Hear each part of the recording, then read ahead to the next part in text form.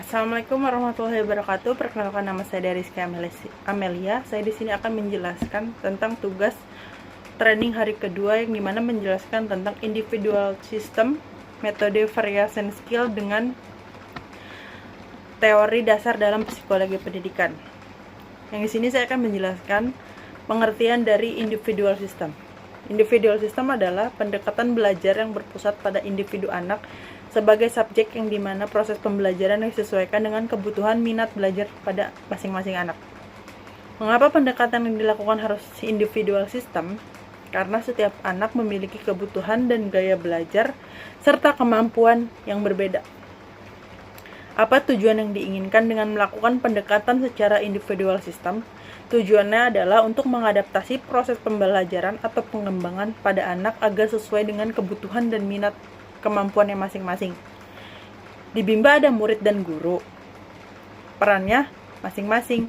Sebutkan apa peran murid dan guru. Peran guru di Bimba ialah sebagai motivator yang dimana untuk mendorong anak untuk semangat belajar dengan cara memberikan penghargaan dan pujian berupa tos dan pelukan dan menciptakan pembelajaran yang fun learning atau menyenangkan. Sedangkan peran murid di Bimba adalah subjek belajar menjadi pusat dari seluruh proses pembelajaran, di mana semua dibutuhkan dengan minat dan perhatiannya masing-masing. Apa perbedaan individual system dengan classical system? Individual system memiliki perbedaan. Di classical system memiliki perbandingan yang banyak, sedangkan di individual system perbandingannya sangat sedikit. Materi yang seragam di classical system dan materi yang berbeda-beda yang berada di individual system. Kurikulum yang sudah ditentukan di kurikulum di classical system dan kurikulum yang sudah menyesuaikan di individual system. Bagaimana cara yang dilakukan motivator agar dapat melakukan pendekatan secara individu? Dengan cara mengetahui kesukaan anak, karakter anak, dan lainnya. Apa dampak yang terjadi bila pendekatan dilakukan secara individual system? Di individual system memiliki dua dampak. Ada dampak positif dan ada dampak negatif.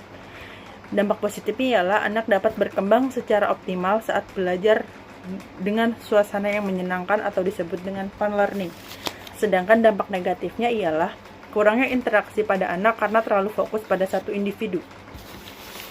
Apa dampak yang terjadi bila pendekatan dilakukan secara classical system?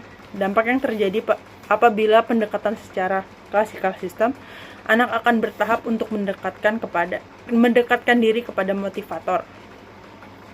Yang kedua, metode variation skill. Pengertian dari variation skill adalah kemampuan mengajar yang melibatkan penggunaan variasi dalam kegiatan belajar dan mengajar untuk mencegah kejenuhan pada anak.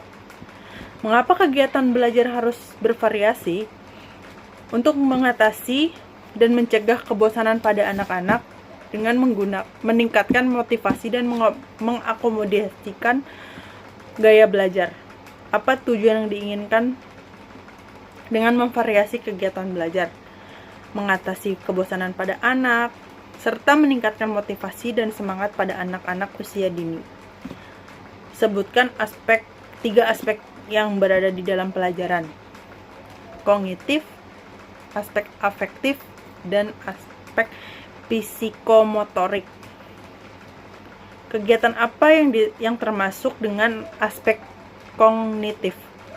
Kegiatan yang berkaitan dengan kerja otak atau kecerdasan. Sedangkan aspek afektif adalah kegiatan yang berkaitan dengan hati dan perasaan yang berupa suka atau tidak suka.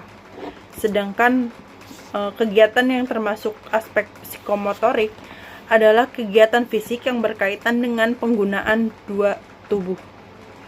Bagaimana cara motivator memvariasi kegiatan belajar dengan aspek belajar? Dengan cara menggunakan teori Bandul yang melakukan kegiatan bermain baca-bacaan dengan cara yang sangat menyenangkan. Dan di sini saya akan menjawab tugas terakhir di hari kedua training dengan teori dasar dalam psikologi pendidikan. Apa yang dimaksud dengan the law of effect atau disebut dengan hukum akibat? Hukum akibat adalah ketika kita melakukan suatu kegiatan yang menyenangkan, maka akibatnya akan terus dapat diulangi. Sedangkan the law of exeris atau disebut dengan hukum latihan, kegiatan yang melakukan suatu kegiatan yang terus diulang maka akan berdampak mampu. Dan yang terakhir, the law of red lights atau disebut dengan hukum kesiapan. Ketika seorang semakin mampu dan siap, maka prosesnya akan menyenangkan dan sangat terampil. Sekian jawaban dan pertanyaan dari saya di tugas kedua dari hari training kedua. Kurang lebihnya saya ucapkan mohon maaf. Billahi wal taufiq wal hidayah. Wassalamualaikum warahmatullahi wabarakatuh.